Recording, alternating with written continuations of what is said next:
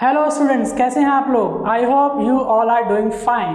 Welcome back to our channel OP institute. Last videos में हमने discuss किया था introduction of class 12 of mathematics. आज मैं आपके साथ इंट्रोड्यूस करूंगा, बिगिनिंग करूंगा चैप्टर 3 मैट्रिक्स। मैट्रिक्स एक बहुत ही इजी और बहुत ही सिंपल टॉपिक है जो कि आप मेरे साथ बहुत आसानी से पढ़ेंगे और आप जो है डिफरेंस को फील करेंगे। तो आइए स्टार्ट करते हैं। Let's begin. We are starting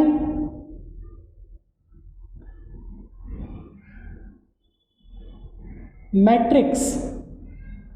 ध्यान दीजिए, अब मैट्रिक्स होता क्या है। मैट्रिक्स की डेफिनेशन हम लोग देखते हैं। सबसे पहले डेफिनेशन ऑफ मैट्रिक्स। मैट्रिक्स होता है arrangement of elements in a rectangular array। ध्यान से देखिएगा, मैट्रिक्स होती है arrangement of elements in a rectangular array.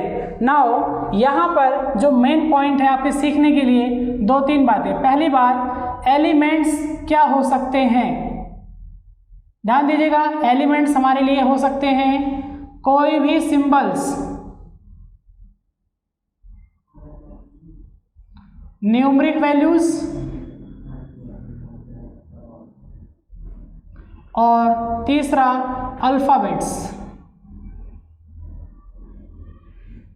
I am again repeating, elements could be symbols, numeric values and alphabets. Element आपके तीन तरह से हो सकते हैं। कोई भी सिंबल हो सकता है, आपका कोई भी अल्फ़ाबेट हो सकता है और आपके कोई भी न्यूमरिक वैल्यू हो सकती है। आपके सिलेबस में हम लोग मोस्टली जो है न्यूमरिक वैल्यूज़ ही पढ़ते हैं या कुछ अल्फ़ाबेट्स। सिंबल्स के बारे में आप लोग पढ़ते हैं हायर क्लासेस में। 12th क्लास में आप केवल न्यूमरिक वैल्यूज़ में या अल्फ़ाबेट्स में ही एलिमेंट्स को पढ़ेंगे। नाउ जो दूसरी बात इंपॉर्टेंट है इसके अंदर बेटा, आप लोग ध्यान देंगे, रेक्टेंगुलर एरे।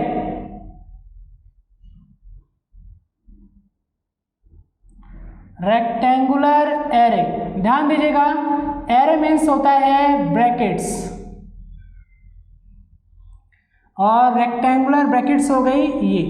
ध्यान दीजिए, तो हम अगेन पढ़ रहे हैं, डेफिनेशन को तोड़ रहे हैं सिंपल वे में। ध्यान दीजिएगा, अरेंजमेंट, चीज़ों को अरेंज करना है और वो चीज़ें कौन सी हैं, एलिमेंट्स हैं। और वो एलिमेंट्स कौन कौन से हो सकते हैं, ध्यान दीजिए, symbol, numeric values and alphabets. फिर से मैं रिपीट कर रहा हूँ, आपके एलिमेंट्स कौन कौन से हो सकते हैं बेटा, symbol, numeric values and alphabets. और सेकंड बात जो इंपॉर्टेंट थी, इन सभी को अरेंज करना है किसके अंदर, रेक्टेंगुलर एरे में। और एरे मीन्स क्या होता है, ब्रैकेट। हमें रेक्टेंगुलर ब्रैकेट के अंदर न्यूमरिक वैल्यूज, सिंबल या अल्फ़ाबेट्स को एक सिस्टमेटिक वे में अरेंज करना होता है, जिसे हम लोग मैट्रिक्स कहते हैं। अब थोड़ा सा हम लोग आगे बढ़ रहे हैं। मैट्रिक्स में जो सेकंड पॉइंट बात है कि मैट्रिक्स का फॉर्मेट क्या होता है। ध्यान दीजिए, फॉर्मेट या ऑर्डर, स्ट्रक्चर कैसे डिफाइन होता है। मैं आपको बोलूँगा, इसे स्ट्रक्चर बोलूँगा मैं, आप लोग पढ़ेंगे बेसिकली। ध्यान दीजिए, स्ट्रक्चर, ऑर्डर। आप लोग जैसे देखते हैं, हम लोग क्लासरूम्स में बैठते हैं, क्लासरूम्स में अपने क्लास में बैठते हैं हम लोग सभी स्टूडेंट्स एक प्रॉपर डेस्क पे बैठते हैं, सभी की एक सीट डिफाइन होती है। उसी तरीके से हमें भी इस रेक्टेंगुलर ब्रैकेट में अपने एलिमेंट्स को अरेंज करना है। अब एक छोटा सा एग्जांपल लेंगे आपके क्लासरूम से हम लोग। ध्यान से देखिए आप लोग, मान लीजिए ये हमारी क्लासरूम हो गई, क्लासरूम हो गई आपकी ये। क्लासरूम में सभी डेस्क बैठते हैं, एक डेस्क, ये दूसरी हो गई, ये तीसरी, अगेन डेस्क आ गई आपकी।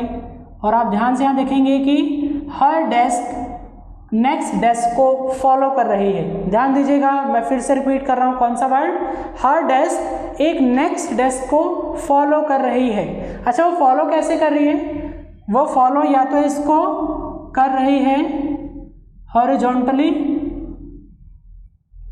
और या तो कर रही है वर्टिकली।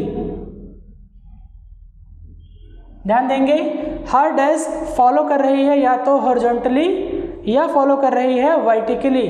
तो इसी प्रकार मैट्रिक्स में भी दो तरीके से एलिमेंट अरेंज होते हैं। बेसिकली दो टर्म्स का ये मिक्सचर होता है, कॉम्बिनेशन होता है, जिसको मैं यहाँ पे डील कर रहा हूँ आपके पास। ध्यान देंगे, मैट्रिक्स में जो ऑर्डर होता है वो बेसिकली डिफाइन होता है दो वैल्यूज़ पे। एक होती है आपकी रॉ एंड सेकंड होती है कॉलम। रॉ जो होती है एलिमेंट की बताती है कौन सी पोजीशन, हॉरिजॉन्टल पोजीशन।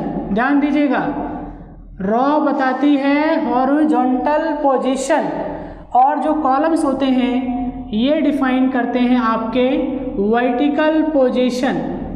एक बात मैं आपको बताऊंगा, बहुत इंपॉर्टेंट है, each element will must take a place in every row and in also a column। हर एक जो एलिमेंट है वो किसी न किसी रॉ में भी आएगा और किसी न किसी कॉलम में भी जरूर आएगा।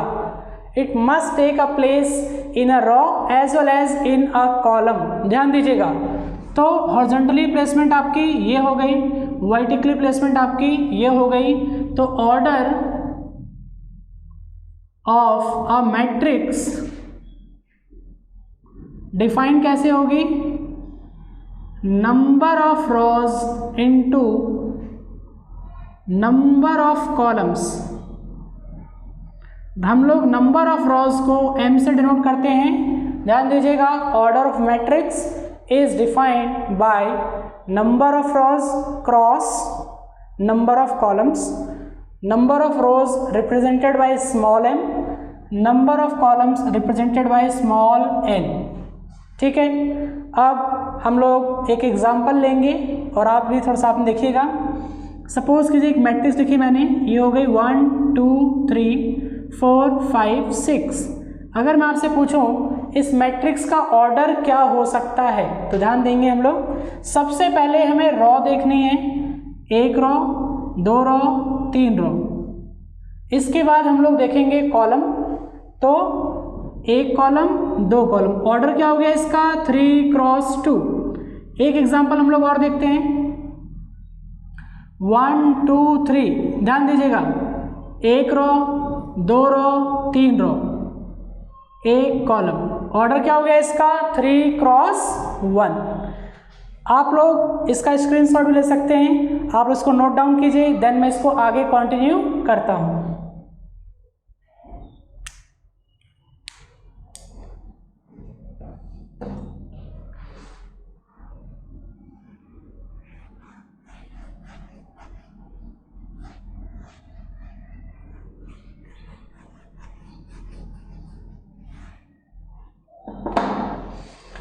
अब हम लोग इसके आगे पढ़ेंगे। हमने अभी तक क्या पढ़ा, डेफिनेशन ऑफ मैट्रिक्स क्या होता है, arrangement of elements in a rectangular array.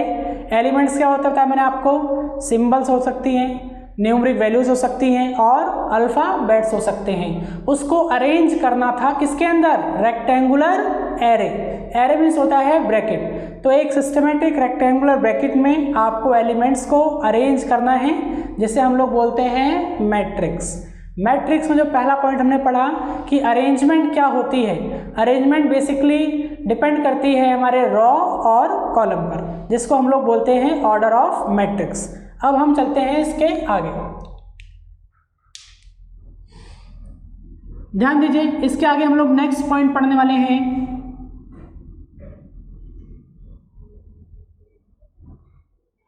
Types of matrices. Matrix के क्या क्या टाइप हैं, मैट्रिक्स कितने प्रकार से हो सकती है। तो पहला टाइप आपके पास है, इसको हम लोग बोलते हैं रॉ मैट्रिक्स। ध्यान दीजिएगा, क्योंकि एग्जाम में आप 1 मार्क्स से क्वेश्चंस बढ़ चुके हैं, तो 1 मार्क्स के अकॉर्डिंग ये टॉपिक्स इंपॉर्टेंट हैं, जो कि 1 मार्क्स में आपसे किसी मैट्रिक्स के बारे में पूछा जा सकता है। तो पहली मैट्रिक्स है रॉ मैट्रिक्स। रॉ मैट्रिक्स क्या होती है, ध्यान दीजिएगा, मैं एग्जांपल दूंगा देन उसको मैं आपके लिए डिफाइन करूंगा। रॉ मैट्रिक्स आपके लिए क्या होगी, 1 2 3। अब आप इसमें देखेंगे एक रॉ है और कॉलम कितने हैं 3, तो 1 क्रॉस 3। एक और देखिए 1 2, एक रॉ है और कॉलम कितने हैं 2, 1 क्रॉस 2। तो डेफिनेशन क्या हो गई, that consist of only raw. Only raw मतलब केवल उसमें एक रॉ ही होगी।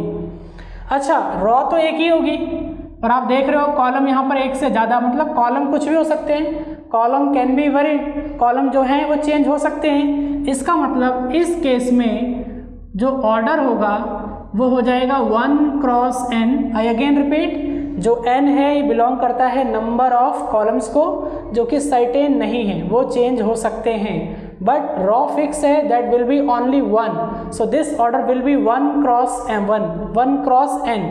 नाउ ध्यान दीजिए, सेकंड मैट्रिक्स हमारे पास है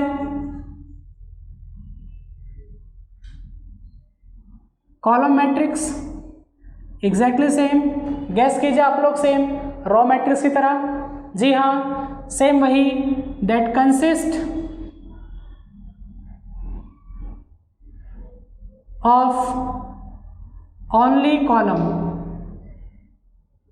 जिसमें केवल 1 कॉलम होगा। मैं कुछ एग्जांपल दूंगा आप लोगों को। 1 2, एक रो 2 रो, और कॉलम कितना है 1।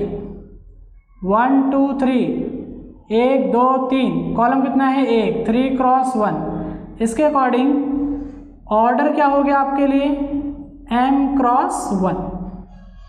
2 मैट्रिक्स आपकी हो गई। नाउ बात करेंगे मैट्रिक्स नंबर 3, नल मैट्रिक्स, या इन शॉर्ट जीरो मैट्रिक्स। बहुत सिंपल है, ऑल एलिमेंट्स, क्योंकि इसका नाम ही जीरो है, all elements are zero irrespective of any order. Order चाहे जो भी हो, इस मैट्रिक्स के सारे एलिमेंट जीरो होंगे, और जो कि डिनोट होंगे कैपिटल O से। नंबर 4 सबसे इंपॉर्टेंट है स्क्वायर मैट्रिक्स। ध्यान दीजिए, जैसा कि आप लोग पढ़ते हो, स्क्वायर में क्या होता है, all sides are equal, length और ब्रेथ दोनों आपस में इक्वल होती है। तो हमारी जो मैट्रिक्स है उसमें 2 बातें हैं, एक रो और एक कॉलम। तो स्क्वायर मैट्रिक्स में क्या होगा, number of rows equal to number of columns. और आपके सिलेबस में सपोज कीजिए हो गया 1 क्रॉस 1, जो कि आपको पढ़ने को नहीं मिलता है। उसके बाद 1 2 3 4, 2 क्रॉस 2, 1 2 0 0 1 2 0 2 3, ये हो गई 3 क्रॉस 3। आपके सिलेबस में केवल 3 क्रॉस 3 मैट्रिक्स तक ही है। नंबर 5 मैट्रिक्स हम लोग पढ़ेंगे, जिसका नाम है डायगोनल मैट्रिक्स।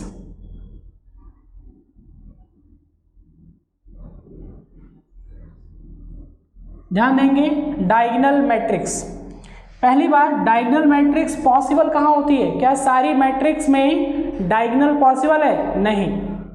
ये कहाँ पॉसिबल है, केवल वहाँ जो मैट्रिक्स पहले से ही क्या होगी, स्क्वायर मैट्रिक्स होगी। जो मैट्रिसेस स्क्वायर शेप में होंगी, स्क्वायर फॉर्म में होंगी, स्ट्रक्चर में होंगी, केवल उन्हीं में डायगोनल डिफाइन किया जा सकता है। अच्छा, दूसरी बात क्या है, all elements are zero except diagonal. Diagonal को छोड़कर बाकी सारे एलिमेंट जीरो हो जाएंगे। तो इसका शेप क्या होगा, ध्यान दीजिए, आइए देखिए, 1 0 0 2। अब थोड़ा ध्यान दीजिए, डायगोनल होता क्या है, जहां से हम लोग एलिमेंट लिखना स्टार्ट करते हैं और जहां पे फिनिश किया, ये होता है डायगोनल। इसको छोड़कर बाकी सारे एलिमेंट 0। और ये कहाँ पॉसिबल था? स्क्वायर मैट्रिक्स में। तो इसका ऑर्डर आप देखिए 2 क्रॉस 2। एक और देखिए 1 0 0 0 2 0 0 0 3। इसका ऑर्डर है 3 क्रॉस 3। ये फर्स्ट एलिमेंट और ये लास्ट एलिमेंट, तो ये हो गया आपका डायगोनल। इसको छोड़कर बाकी अपर और लोअर सारे एलिमेंट क्या हो गए? 0 हो गए। ये आपकी थी डायगोनल मैट्रिक्स। इसको आप लोग नोट डाउन कर लीजिए, स्क्रीनशॉट ले लीजिए, देन हम लोग आगे मूव करने वाले हैं।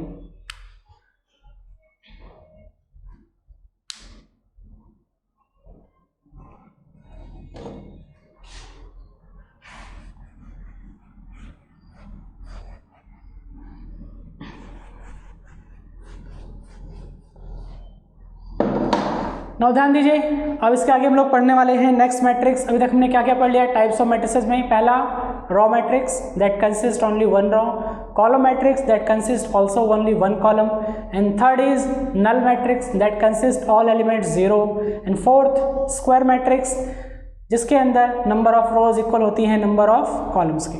नंबर 5 हमने पढ़ा diagonal matrix, all elements are 0 except diagonal, and diagonal matrix is only a square matrix.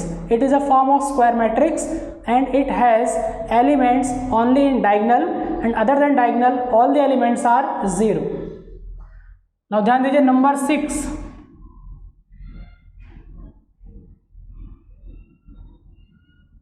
Scalar matrix.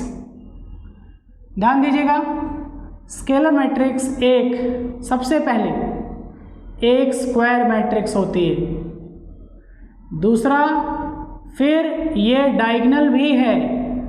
अब बहुत सिंपल सी बात है, आपके माइंड में आ रहा होगा, स्केलर जो है स्क्वायर मैट्रिक्स हो गई, इसका मतलब रो और कॉलम इक्वल हो गई। स्केलर जो है हो गई डायगोनल, इसका मतलब एलिमेंट केवल डायगोनल में है, बाकी सारे 0 हैं। तो नया क्या है इसमें? नया ये है elements of diagonal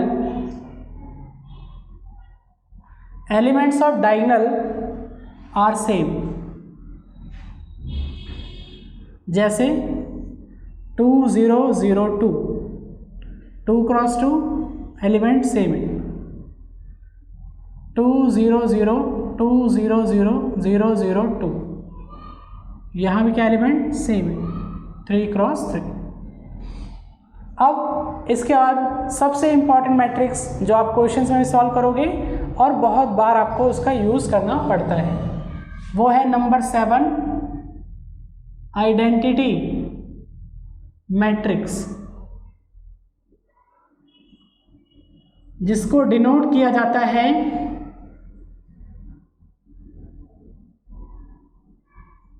capital I. ये एक स्क्वायर मैट्रिक्स है, ये एक डायगोनल मैट्रिक्स है, ये एक स्केलर मैट्रिक्स है। फिर न्यू क्या है इसके अंदर? ये स्क्वायर भी है, डायगोनल भी है, स्केलर भी है। तो न्यू क्या है बेटा इसमें? न्यू ये है कि एलिमेंट्स इन डायगोनल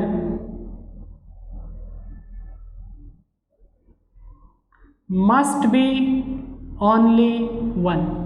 जो डायगोनल में एलिमेंट फिल किए जाएंगे वो केवल और केवल 1 ही होगा। जैसे 1 0 0 1, 2 cross 2, and this is 1 0 0 0 1 0 0 0 1, this is 3 cross 3। अब जो आपने मैट्रिसेस पढ़ी हैं उनमें सबसे इंपॉर्टेंट मैट्रिक्स आपकी आइडेंटिटी मैट्रिक्स है। सबसे पहली बात तो ये स्क्वायर भी है, डायगोनल भी है और स्केलर भी है। अच्छा, इसकी इंपॉर्टेंस ज़्यादा क्यों है? क्योंकि जैसे हम लोग पढ़ते हैं कि किसी भी नंबर में आप 1 मल्टीप्लाई करो वो मैट्रिक्स सेम, वो नंबर आपका सेम आता है। उसी तरीके से मैट्रिक्स में ध्यान देंगे सब, मैट्रिक्स में ये 1 का काम आइडेंटिटी मैट्रिक्स करती है। दैट मीन्स अगर मैं आई को किसी भी मैट्रिक्स में मल्टीप्लाई करूंगा तो रिजल्ट विल बी सेम, जिसके बारे में हम लोग नेक्स्ट वीडियोस में पढ़ेंगे। अगर आपको कभी भी एग्जाम में I2 लिखा होगा दैट मीन्स वो 2 क्रॉस 2 की मैट्रिक्स है। और अगर लिखा होगा I3 तो वो 3x3 की मैट्रिक्स है। ठीक है सभी को। अब अगेन हम लोग देखेंगे, हमने पढ़ा row matrix, column matrix, zero matrix, square matrix, diagonal matrix, scalar matrix और लास्ट में आइडेंटिटी मैट्रिक्स।